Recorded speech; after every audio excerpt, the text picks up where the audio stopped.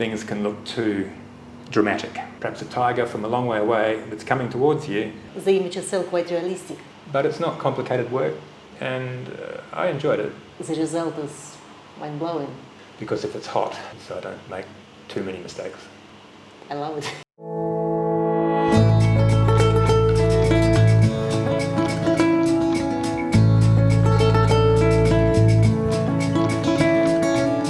Today at in Adelaide is spending our lunchtime in Uncle Wong restaurant at St. Peter's, but we didn't come here to eat or drink. We came here to meet South Australian illustrator David Kennett, who currently has a beautiful display on the wall of this restaurant. Hi, David. Hello.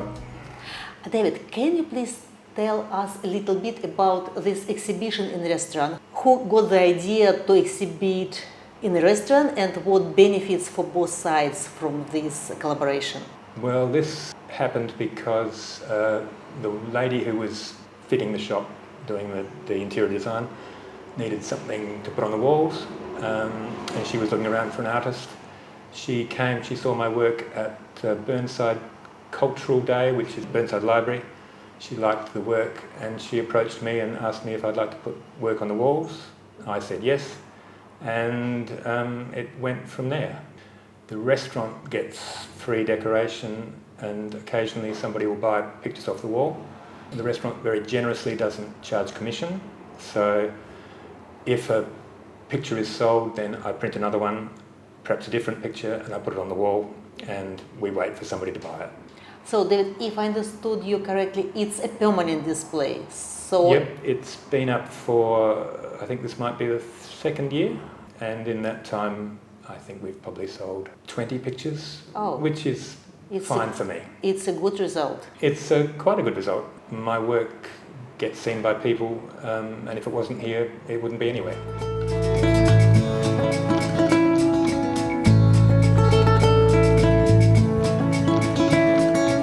And what medium did you use for these artworks? Generally, when I'm travelling, I take a sketchbook and I sit in the street and draw in black and white line only, and the drawings are about this big.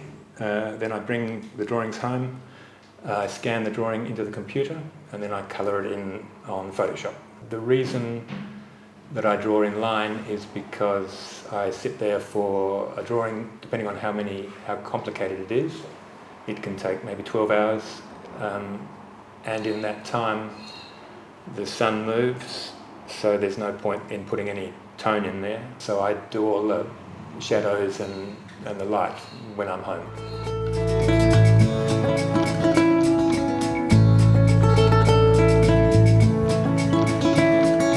Do you prefer traditional mediums or digital is your favorite one?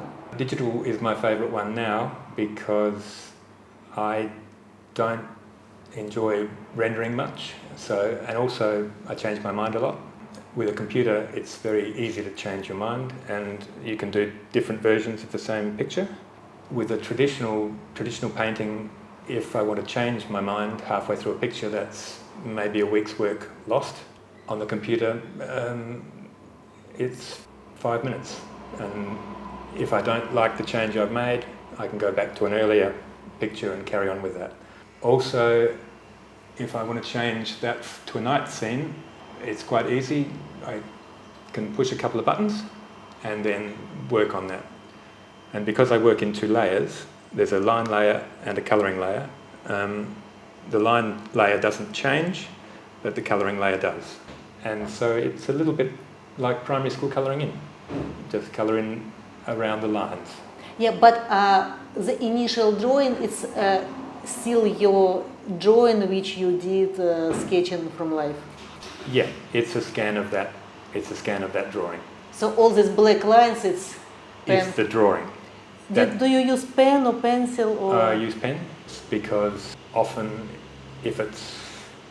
particularly if those ones were done in Singapore, because if it's hot, it's very humid, pencil smudges, and I don't find it difficult to draw in pen because my drawing is reasonably accurate, so I don't make too many mistakes.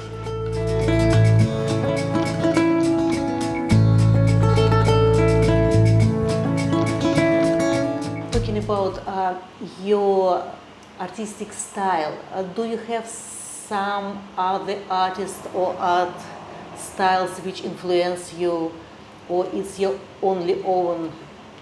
I would say that it's probably influenced by comic books. When I was a boy of 10, I used to collect comic books, so Marvel comics, Tintin, Asterix and Moebius, but that's all just flat line and flat colour. So anything that's line and flat colour I would say is influence. Japanese prints I didn't know anything about until I was 30, so I admire them, but they're not an influence. But it's not complicated work, so it is just colouring in. So that's very common in comic books to find that. And as for the shadows and the colours, if you go to Tokyo, you'll find that it's not those colours, it's grey. So I just invent colours and I invent the tones. Really, I put the shadows and things in simply to get you focused on the right bit. So most of my work is about manipulating the light. It's so interesting how you just separate all the colors into few main colors and keep the image itself quite realistic. It's just amazing. Well, I have a cheat for that. Is I just choose one colour. If I say it's going to be blue, then I'll do the whole thing in blue, and you just vary the tones and the different kinds of blues, and then I add a complementary of blue, and that's basically it. So generally, I work on a system that is 70% one colour and 30% of its complementary, and I do the same with the tones. So I decide if it's going to be a light picture, then it will be 70% light, 30% dark. It's like your secrets, but the result is mind-blowing. I love it. Oh, thank you.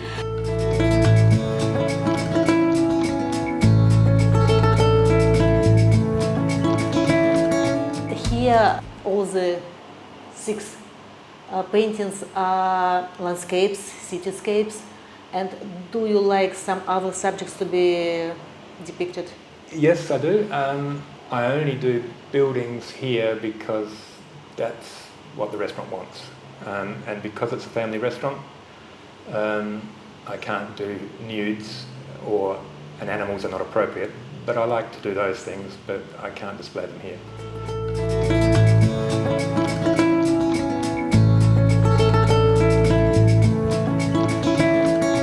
David, I know that you have some teaching background. Yeah, I was a teacher at Elizabeth TAFE, a part-time teacher for a couple of years. I taught drawing and life drawing. And then I did a short stint of teaching at the University of South Australia. And then I did a small amount of teaching for the Royal Society on a Saturday mornings. So I've done a little bit of teaching, but I'm not qualified as a teacher, and I enjoyed it.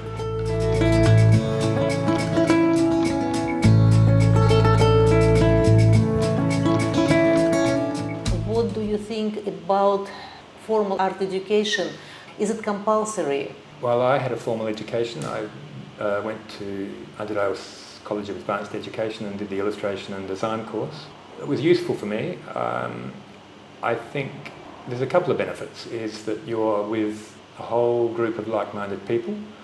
Other students are good to mix with because everybody comes with a set of influences, certain artists that they like and certain things they're interested in, and if you put all of those people together, then your mind, you have a much broader education just from that.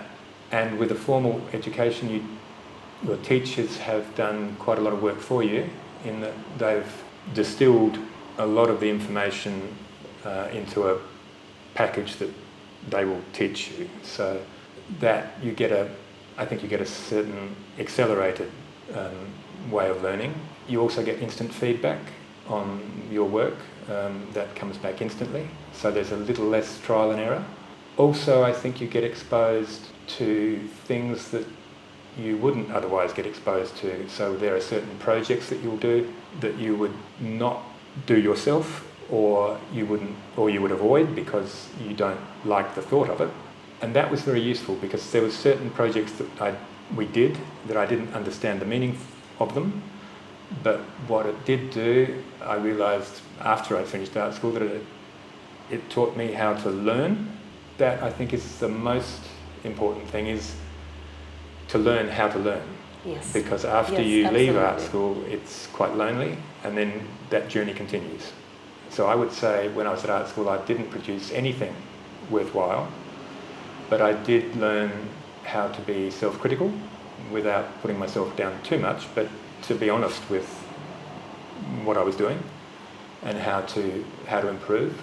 When I was there, it was all 90% of it was practical. So we did a lot of drawing. In fact, most of it was drawing and designing, and very little of it was essays or theory. And for me, that was valuable. And because we had to be there 8 hours a day, 5 days a week, it felt useful, it felt valuable, it felt like we were there for a purpose. It's very easy when you're on your own to lose focus and to think you have no purpose. So yes, I think art school is valuable in that way. Also, there was a library, so I spent most of my time in the library, just learning things from books and other artists, which I hadn't come across before. And I went when I was older. I went when I was 22. I'd done a whole lot of other things, labouring, kitchen handing, gardening. So when I went there, I knew that I would never get that time again. So I made the most of it, because it was 4 years that I was never going to have that luxury to be in that learning environment. And it was a luxury. I don't know what it's like now. So yes, I'm very grateful for my formal education.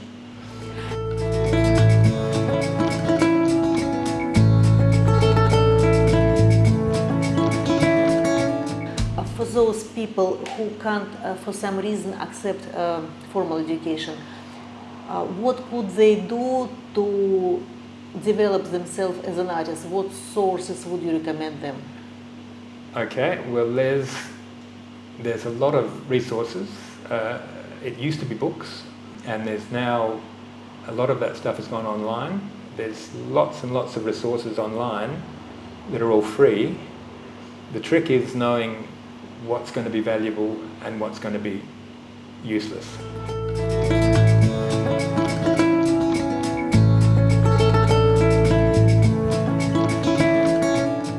David, you said that you drew all these pictures from life. Why is it so important? Why you did not use photographs like references? There's a couple of reasons for that. Because I have to colour these in and change the shadows and the lighting, I have to understand how the buildings are made, and as much information as I can get. If I'm taking a photograph, that's one moment in time, which means the sun will cast shadows in certain areas, and if the shadows are dark, you can't see what you're trying to draw because it will be too dark. If I'm there for 12 hours, then the sun moves, and so the things that were in shadow at 10 o'clock will be out of shadow at 12 o'clock, so then I'll be able to see what was there, and I can draw that. So after a whole day, I will have enough information that I can come home and create the shadows that I need on the drawing. So it's really just about information. And the other thing in a photograph is that it changes the perspective a bit. Photographs tend to squash things together so that verticals are no longer vertical. Depending on what lens you use, the verticals will tend to go up to a third vanishing point way up in the sky, so that things go that way. Also, there's a change in the depth of field. Photograph will telescope things together a bit, and you often see that in wildlife photographs, particularly if you're photographing perhaps a tiger from a long way away that's coming towards you. The head and the back end will look almost on the same depth, which means that if you draw that as it is, the head will be too big for the for the legs. And you see this often, sometimes in portrait drawing. If somebody's used the wrong lens, the knee might be huge in comparison thing. And so if you haven't drawn from life, you don't know how to compensate for that change. So I do use photographs, but I always adjust them to make the verticals more vertical, and I often put the vanishing points further away to make it calmer to look at, because sometimes things can look too dramatic. Yep. And the further you are away from something, the less steep the angle to the vanishing points is. So if I've got something close, those lines that go to the vanishing point are quite steep or acute. The further something away is, they get gentler. So that's just a trick.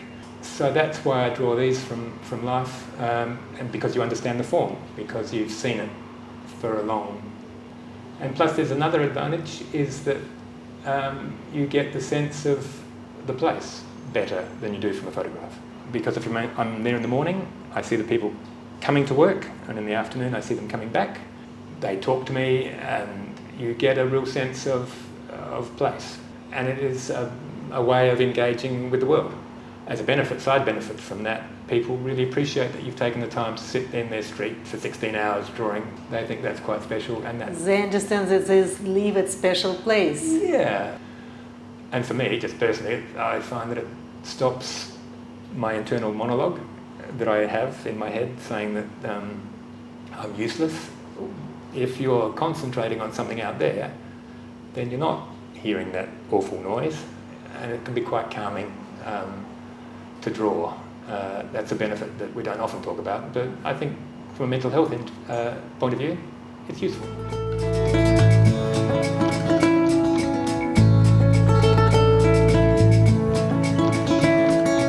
Do you draw them in real size as you see, or you have to scale your drawings? All of these drawings are done sight size. Sight size just means I draw these things the size I actually see them. Mm-hmm. I didn't learn about sight size until after art school.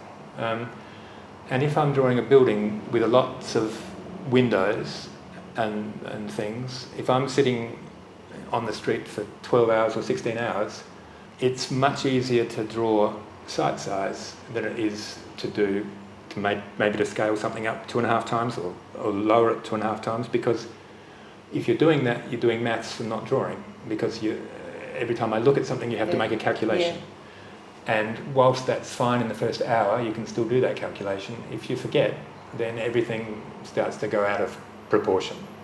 A lot of beginners, you see a lot of drawings that do go out of proportion. It's because they've started off wanting to draw something this big, and after a half an hour, they've got tired, and then they relax and they start to draw the rest of the figure as they see it.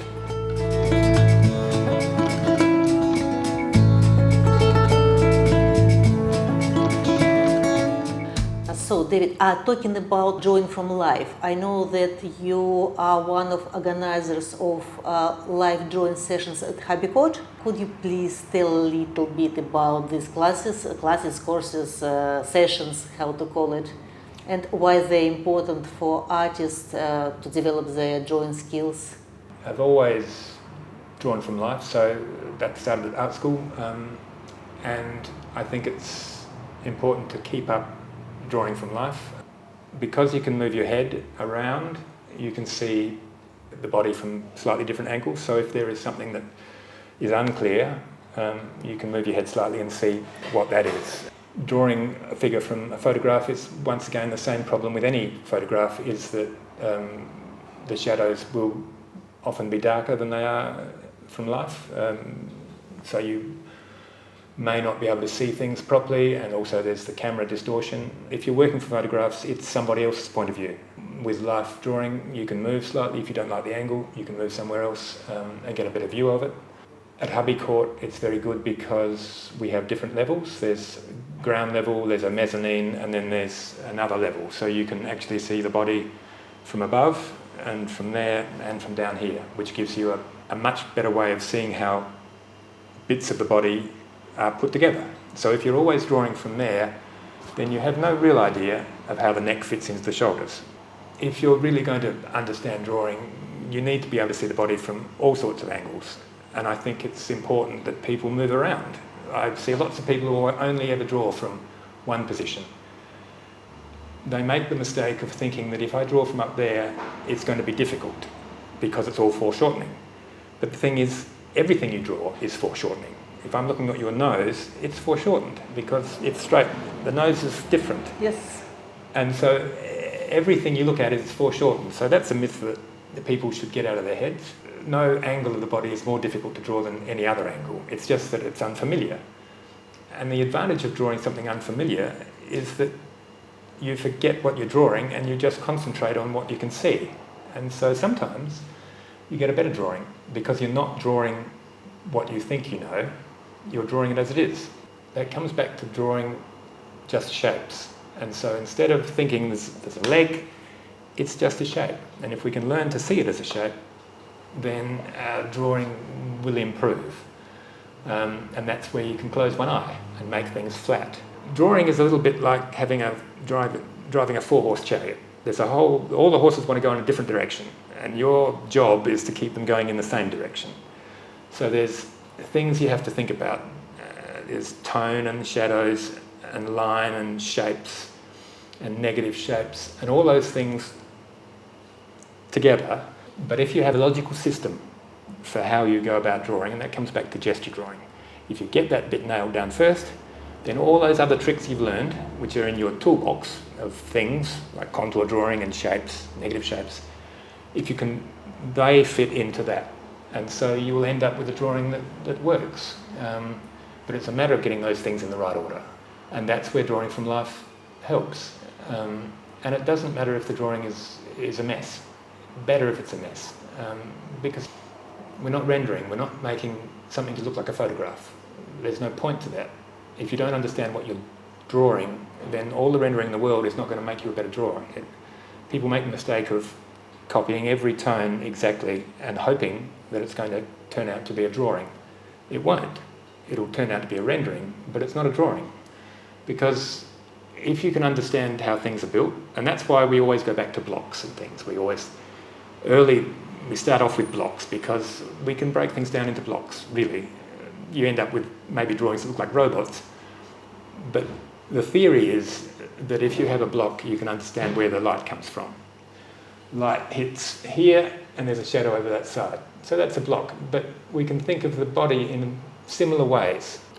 If you had a big tall box, you could fit a body, you could stand somebody in there. And if you understand how the light goes on that box, then in a way you can understand how light works on the body, which means that there are certain things you can leave out, certain tones and things that you don't need. And also you must realise that if you've got half an hour and you want to draw the whole figure, then you have to make the decision, how many tones am I going to put into that drawing? How many details? Yeah.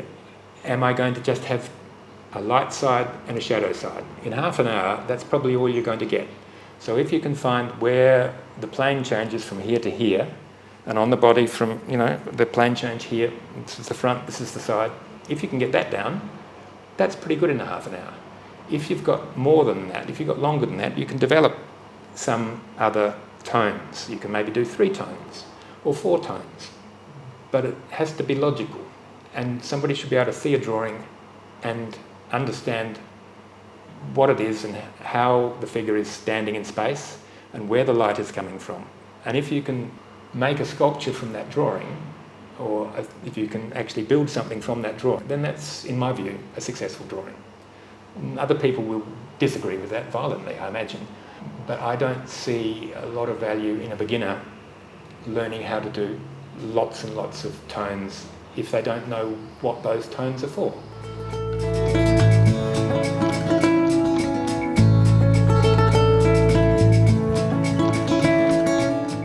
When you were talking about this light drawing, I realized how many mistakes I did personally in my drawing.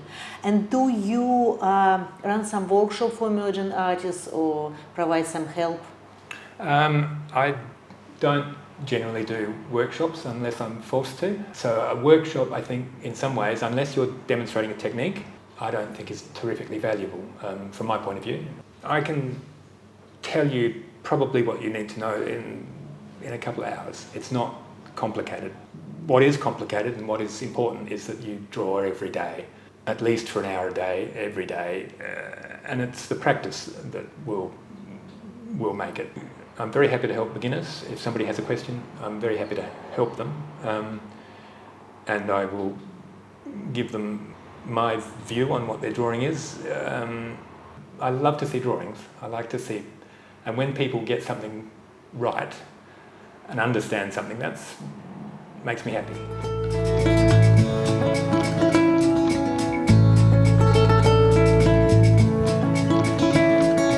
Thank you so much, David. It was really interesting. It was some sort of eye-opening for me. Thank you so much for sharing your experience, your vision, and some secrets. Thank you so much. Okay, you're welcome. Thank you.